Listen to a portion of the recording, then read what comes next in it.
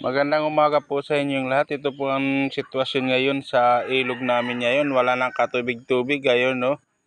Inagawa na naming bubon o balon. Dito na kami kumukuha kasi wala na talaga. Ayun na ang sitwasyon ngayon.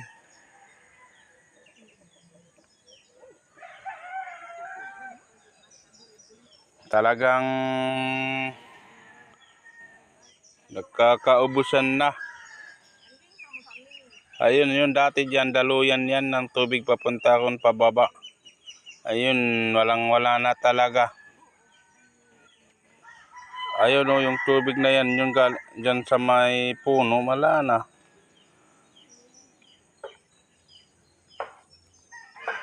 Ayun, yung galunang ko, kukunin ko yan mamaya-maya. Ayun o, yung inuukab namin pag ginagawang